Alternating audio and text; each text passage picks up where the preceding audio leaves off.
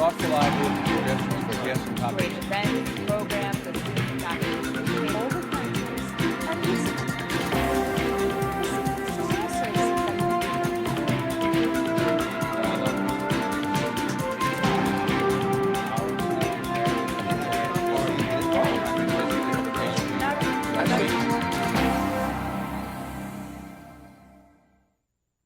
Welcome to this week's segment of Dialogue Houston, to the special edition of Dialogue Houston that we feature the Houston Public Library, known as Living in New Knowledge.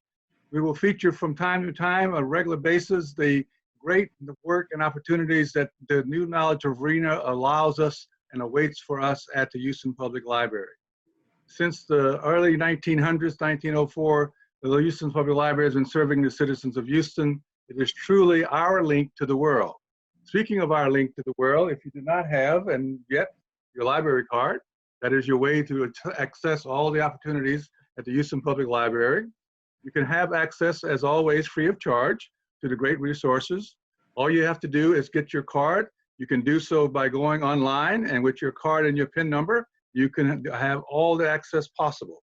If you do not have a card, you can do so by, as I said, going online, houstonlibrary.org, or calling 832-393-1313. It is a pleasure each time we do this special edition of Dialogue Houston entitled Living in New Knowledge to feature all the aspects and the wonderful work that is going on to you and available to you through our library. I'm always amazed at the feedback I get now from people. I didn't know that. I know you could do that at the library. I know you could have that done at the library or get that access to the library. Yes, again, I'm going to hold it up one more time. This little card, the link card, right here, Living in New Knowledge, link, I-N-A-K, allows you to access all that wonderful stuff. This week, I am proud to feature two aspects of the Houston Public Library's work. In the first segment, joining me will be Roberto Zapata, who is a senior manager with the Houston Public Library. And he is over a wonderful new thing, because that's the world we're living in, entitled HPL to Go. HPL to Go. He's going to tell us all about HPL to Go. So without further ado, welcome, Roberto. Thank you, Larry, for having me. How are you doing? Pretty good. How are you? These are challenging times we're living in, is it not? Very challenging, yes. But we're making the best of the opportunities, right? We're rising yes. to the, rising yes, to the definitely. challenge. We sure are, yes. So let's talk about HPL to Go. I love this idea of curbside service. Just like everything else, we are changing, adapting, and growing as everyone else. So tell us about this. Yes, so Houston Public Library has launched an exciting new service called HPL to Go. So HPL to Go is a curbside service where staff basically bring out materials to your car, so it's safe and contactless. And it really is a seamless kind of thing. There's really no wait, no line. You have to kind of go online and make an appointment, so it makes it very quick and easy to do so. So tell us a little bit just how the process works. We have currently 15 locations that are offering HPL to Go. And so you go to our website, www.houstonlibrary.org, and you choose your location, figure out where you are located in the city and where you want your material sent. You go to our catalog, look for materials, select the location, and wait for them to arrive. Once you get a notice, you make an appointment and you just go to the location and pick those up. So it's a pretty easy process. And tell us about the catalog, because people don't realize the books, the DVDs, the music. It's endless what you can get. Yes, we have a variety of materials you can check out. So anything from books to audiobooks, to music, to DVDs. We have a huge collection of DVDs. And then also a lot of people don't realize we have hotspots available for checkout, so you can also place those on hold.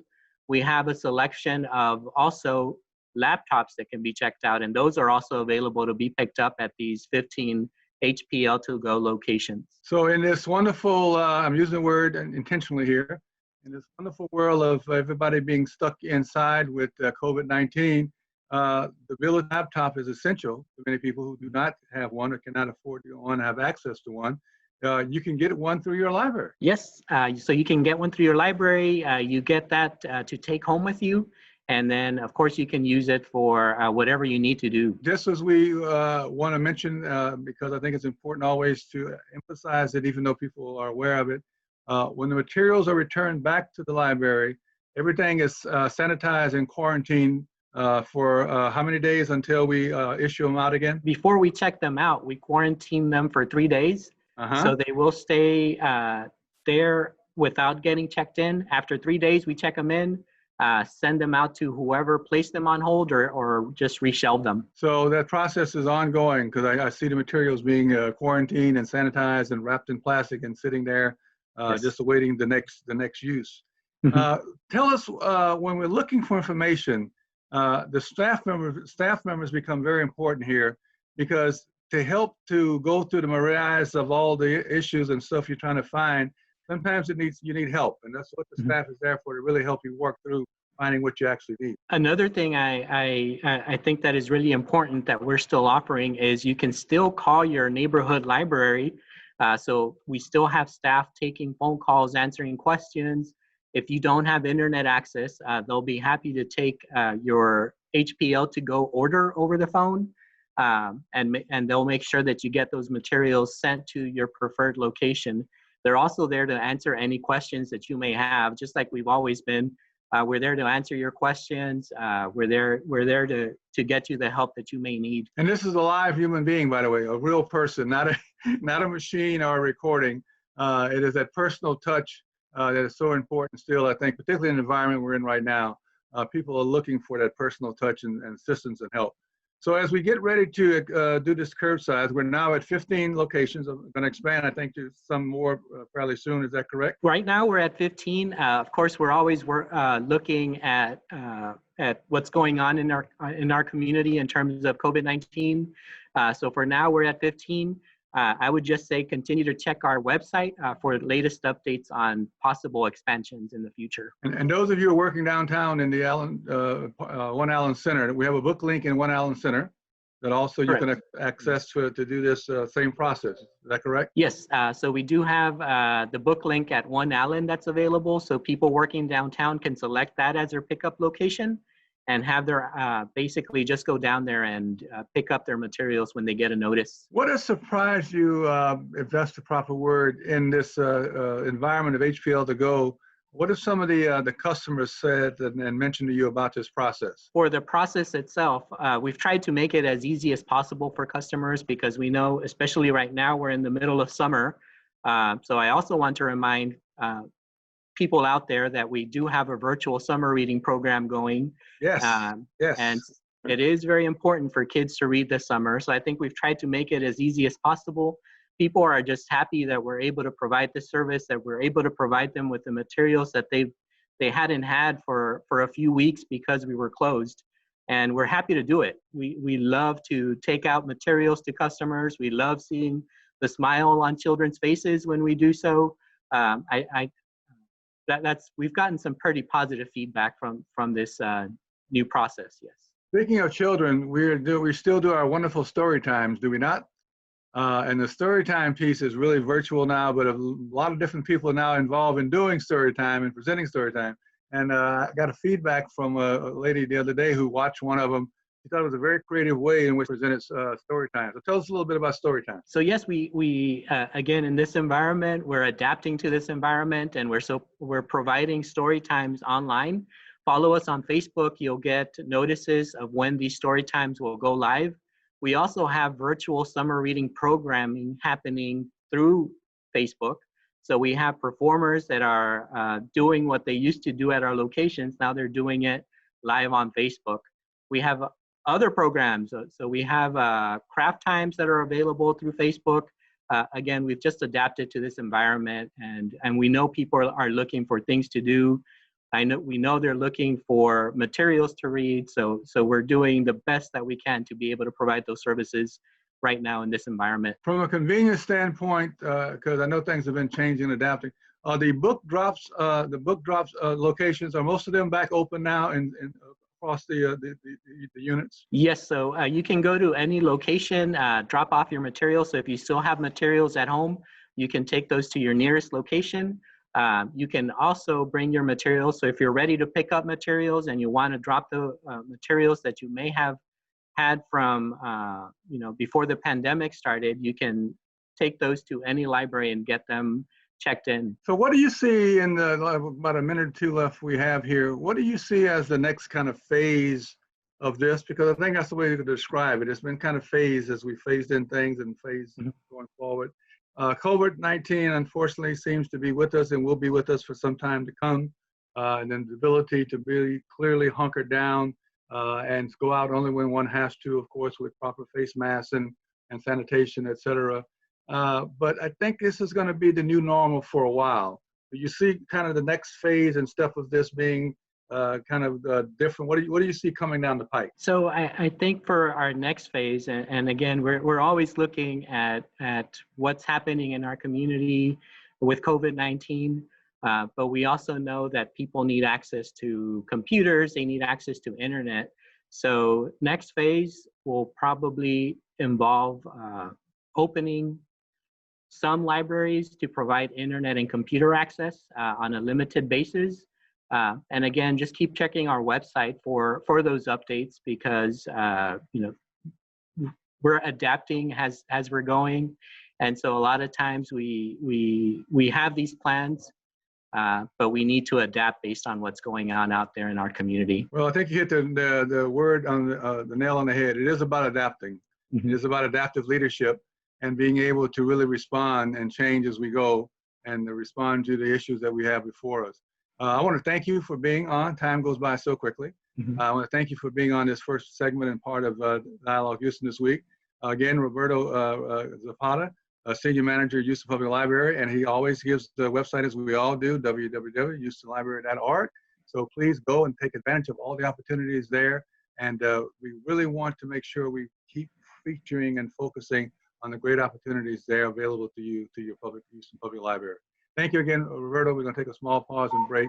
And when we come back, we're going to be joined by another good friend from the Houston Public Library. We'll talk about aspects that he works on that you want to know about because they all kind of connect and tie together. So we'll be right back.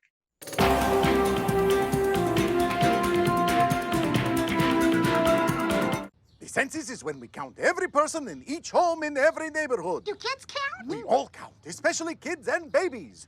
Make your family count! Count all the kids living in your home. Visit 2020census.gov to learn more.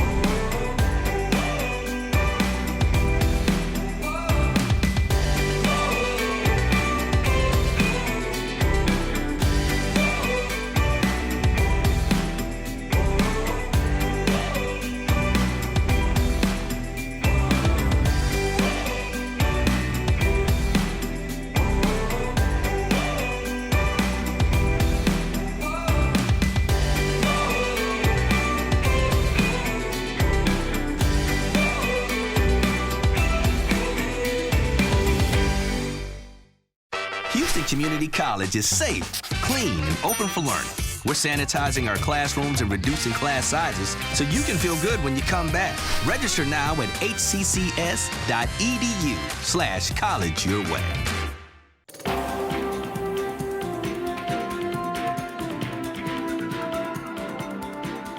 Welcome back to this week's segment of Dialogue Houston, the very special edition, Houston Public Library edition called Living in New Knowledge.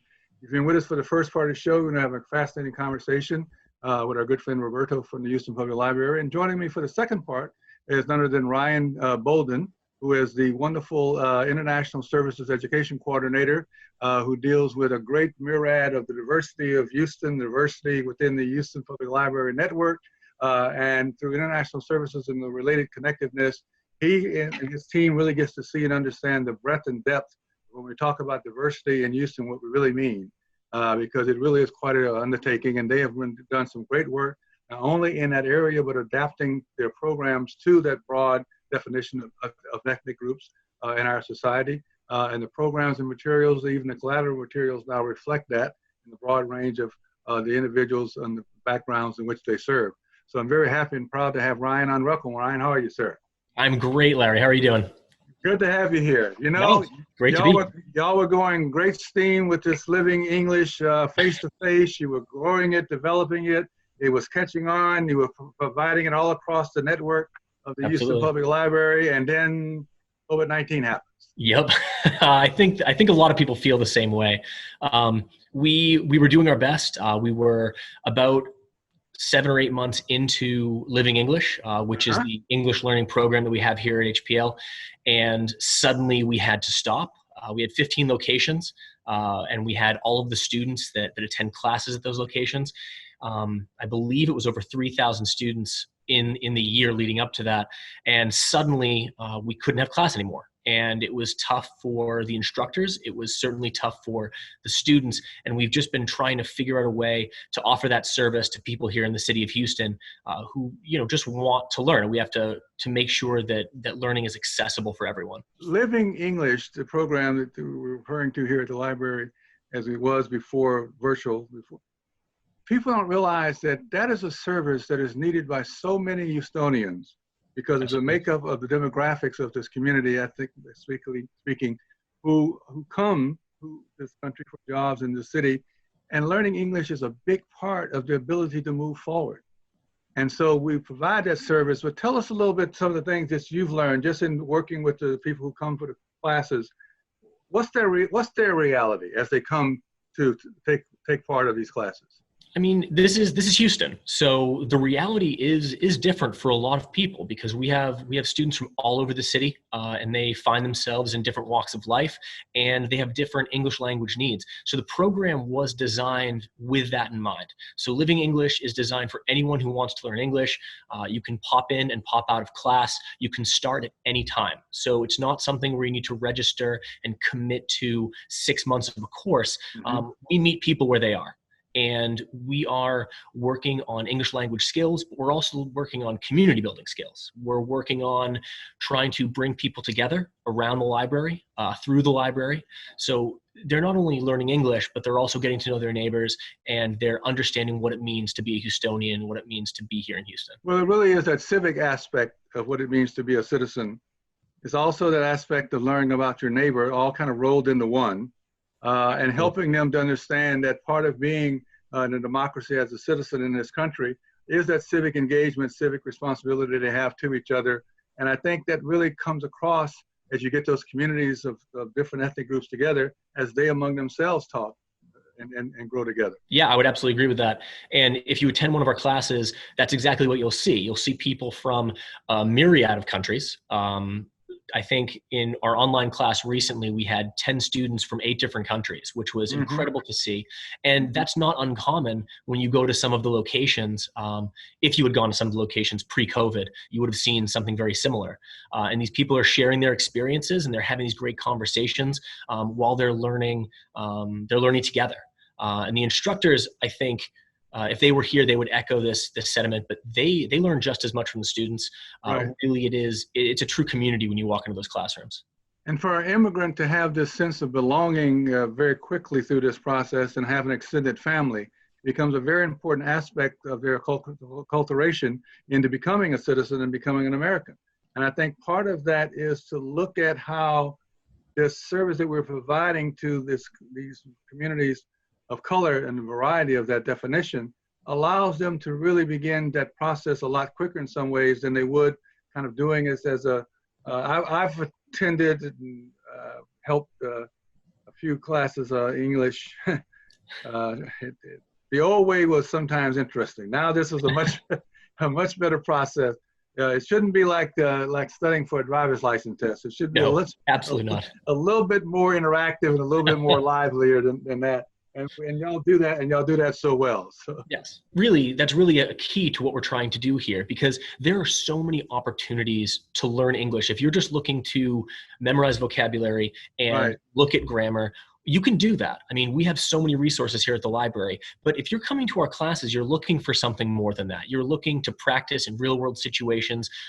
You're looking to engage a native speaker in English, and maybe also some other non-native speakers of English, because it adds something that you're not going to get from some of those digital resources that we have, or from a book perhaps, or going to another type of class. This is really interactive, and that's one of the core elements of living English here at HPL. One of the persons that I worked with at Interfaith Ministries through their immigrant resettlement program, we turned them on to going to the Living English classes that the library offered before they were virtual. Wonderful, thank you. And one of the things she came back with that she really appreciated is that in the beginning, the instructor that allowed her to tell her story.